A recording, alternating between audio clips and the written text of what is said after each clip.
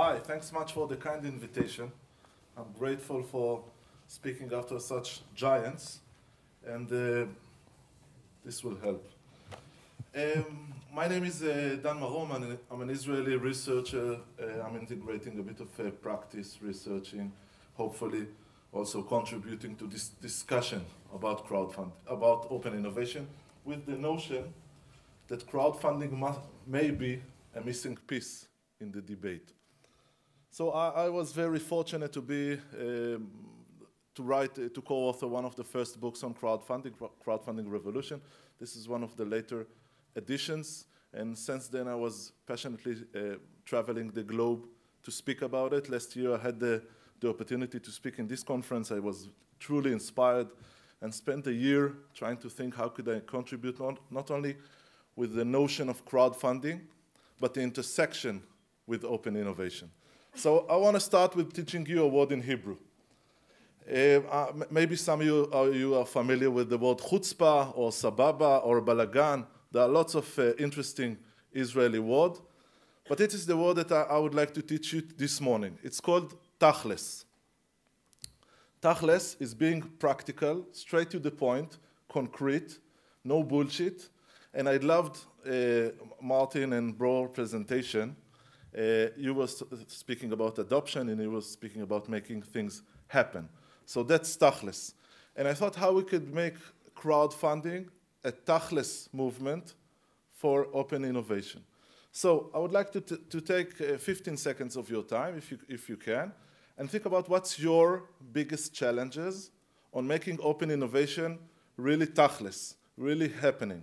So take 10, 15 seconds and think about your challenges on how to make open innovation a reality in your organization, non-profit, for-profit, or anything else. 10 seconds.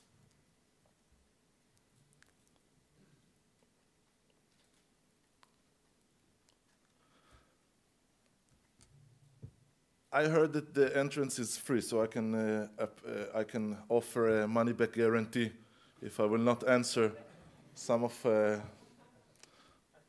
of your dilemmas or challenges. But I was thinking about the biggest challenges, and we saw the great presentations that were previously presented in Chessbro survey with Fraunhofer. I was thinking about how we can make engagement of all the different parties, how we can become reality, what kind of incentives can we offer, how we can leverage whether it's employees, users, or civil parties in order to make it a reality. And I think that maybe crowdfunding can be a way to do so.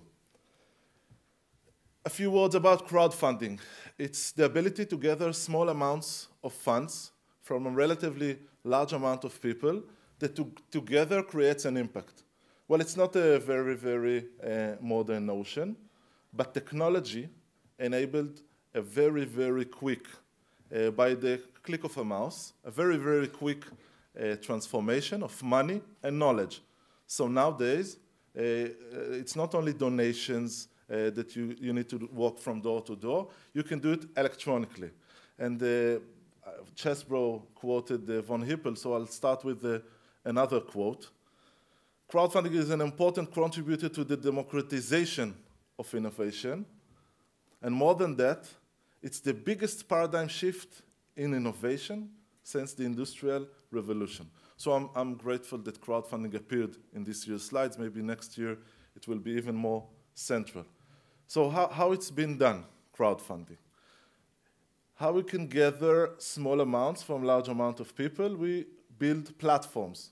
A few years ago, who would imagine that we could buy a used car part from a person outside of our country or even in another continent, pay a few dollars, and get it working as promised.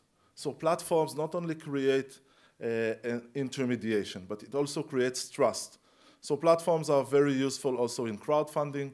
There are more than 1,000 platforms currently offering entrepreneurs in various places, in various segments, to fundraise from donors, backers, investors, supporters, lenders. I'll soon elaborate on that, via electronic platforms. Any of you have heard about Kickstarter? So Kickstarter is just the tip of an iceberg. It's been done currently, people classify, we classified it, and currently it's being used vastly to 4 domains. So people invest small amounts. What do they get? What's the return on investment? So first, it's donation. It's philanthropy on steroids. Second is reward-based. People can pre-purchase a product or a service before it was manufactured. Let's imagine that we want to create some kind of an electronic gadget like this one. So we can go to a bank, or we can go to a venture capital or angel. Now we have a new playground. We can imagine together with the crowd that what benefits this kind of gadget can bring them. And we can showcase with we'll see Tech Shop with the 3D printers today. It's quite easy to demonstrate a new product. So we could tell people that if they'll join our journey and fund our dream, it will come true. Kickstarter, in the last 4.5 years, raised more than $1 billion for almost 200,000 entrepreneurs across the world. Just by saying, join our dream, in a few months you will get it. It will cost a bit less than what it will cost later in Amazon or eBay, but more than that, you'll get a piece of our dream. You'll be able to be a part of the entrepreneurial journey. So that's reward-based. Debt. Let's say that Bror and I go to a bank in Dublin together, and we sit and wait for the clerk. Bror wants to deposit some amount, and I would like to get a loan with the same amount. I don't know what's the interest rates in Ireland currently, but in Israel, for example, he will get 1% interest rate on his deposit, and I will get approximately between 10 to 15 interest rate on my loan. We are sitting in the same bank at the same time, waiting for the clerk. Now imagine that we could look at each other and say, let's make a better deal. Why do we need this financial intermediary? Let's meet in the middle. Israelis are very reputable by doing such things. I have additional Israeli words to teach you maybe later today. So this notion of financial disintermediation is happening online. People can upload their loan requests alongside other documents. They will get their rate, and they will get the interest by the rate of their secured loan or the risk. And other people can fund them. You could lend me, each of you, $100, so I could buy a new car, and I'll repay to you. Consumer loans are a great investment opportunity, and this business that I'm speaking about only in the US is approximately $4 billion yearly. It's a tiny share of the consumer loans market in the US, but it's growing rapidly. UK was one of the leaders with Zopa, Rate Settler, Funding Circle, and today there's a new way for financial players, crowdfunding. And last, let's imagine that we're entrepreneurs and we are speaking mostly about SMEs today, and we want to fund a new dream.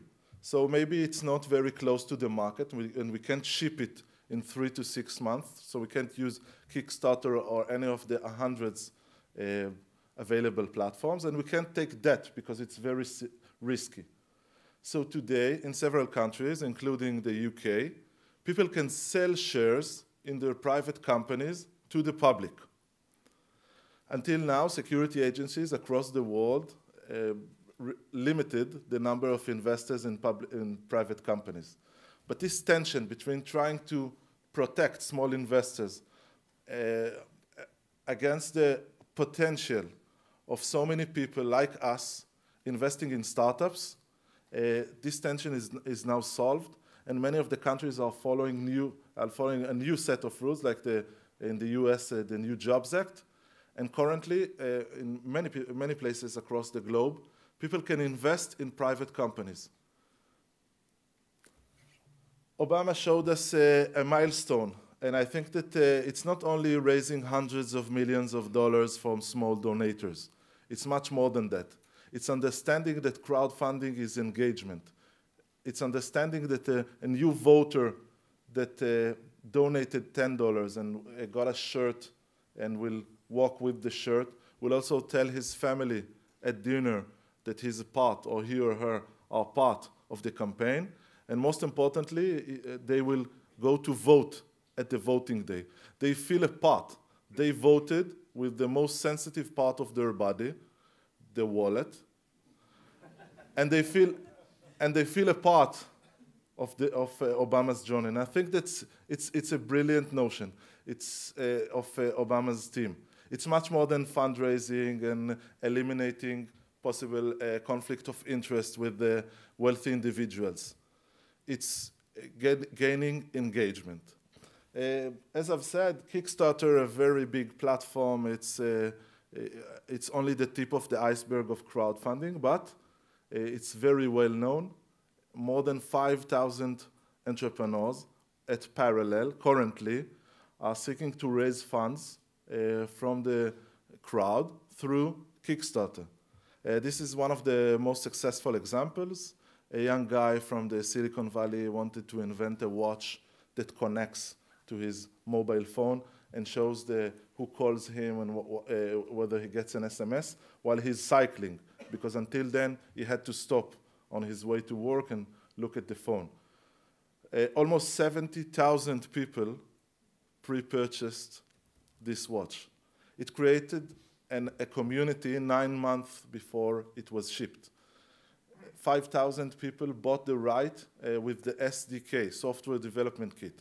So there were dozens of applications before the watch was shipped, and they had a followed sequential investment and are doing quite well. Remember, it's in a very, very competitive arena where the big players are trying to invent wearable computing or other forms of mobile phones. And here, a young guy raises $10 million. The team does not offer any shares for it, so it's not a delusion. They create a community, they validate the market, and they fund the first step. An Israeli campaign, which is just about to finish in 4 days, it's a screenshot from yesterday. They raised more than almost $2.5 million for a handheld stethoscope. You know, there are big machineries that can tell you what are the calories, sugar, what are the ingredients of every material. So they are doing it with a handheld device connected to the iPhone, and they want to be Wikipedia of things. So they have now almost soon they'll have dozens of thousands, 12,000 people investing, pre-buying, thinking about this innovation until it will be shipped, suggesting ideas, picking their color, telling their friends, maybe giving them best practices from their experience. Imagine if you had an advisory board of 10,000 people. It's not hard, it's not very easy to manage, but maybe more than a $10 or $100 investment, you could get a tip for a client or a supplier that could be extremely valuable. Lending Club is one of the is the biggest peer-to-peer platforms. It's based in the US. Google invested lately almost $100 million in this company. They are giving loans from one to each other via this platform. And it's not being done only for consumer loans. A funding circle from a country near you is funding SMEs. We can lend $100 to the local grocery store or to a startup to start their business. And the British government, this is the second year, they allocated £50 million for specific SMEs through funding circle. So it's getting bigger and bigger. And last, Seeders it's also a UK-based platform. By the way, all the slide deck will be available for you to usage. We're on the crowd and openness spirits or everything will be shared, and you could do it whatever you'd like. Seeders, that's a UK-based platform, and the SMEs are fundraising from the public in return for shares, so they can be a part. In Kickstarter, if a company makes an M&A or an exit, people are not a part of this success. But here, you could buy a share. Not only invest or buy something in advance, but be a part of the journey of this company. So you have a few examples, and there are much more. These are the 4 domains. The market has evolved very fast.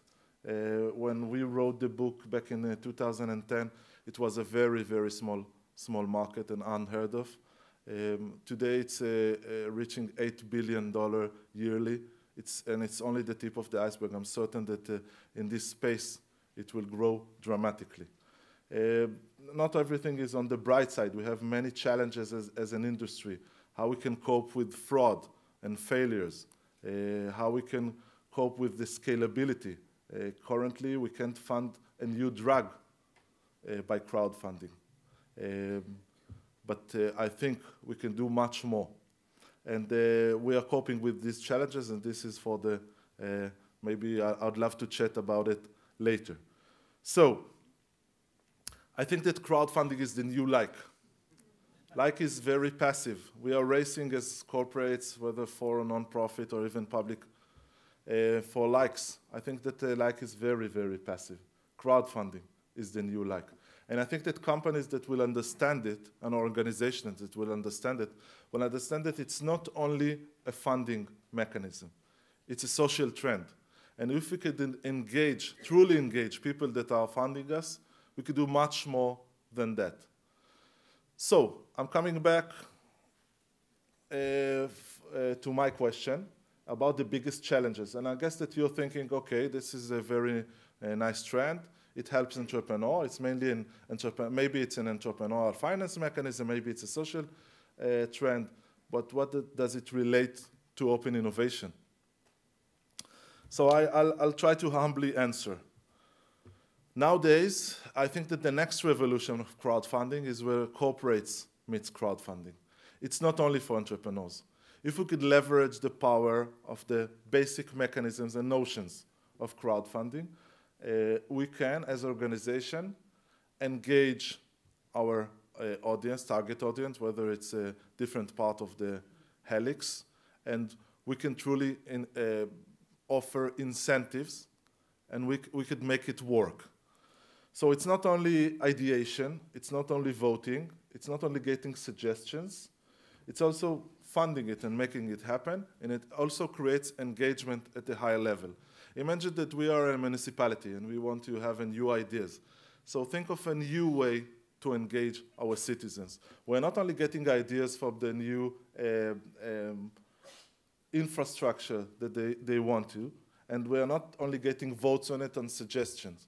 Now we are offering them a way to vote with micro-investment, and we're letting them a way to participate into these actions. And now public budgets are going where the crowd really wants to, and not only where a few experts are deciding where to allocate this budget. IBM has recently finished a very successful pilot. Imagine a Kickstarter within your corporate. Discover and fund other IBMers projects.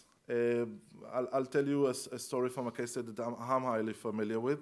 I work closely to a high-tech organization in Israel. They have approximately 5,000 R&D people, and they had until now many open innovation competitions.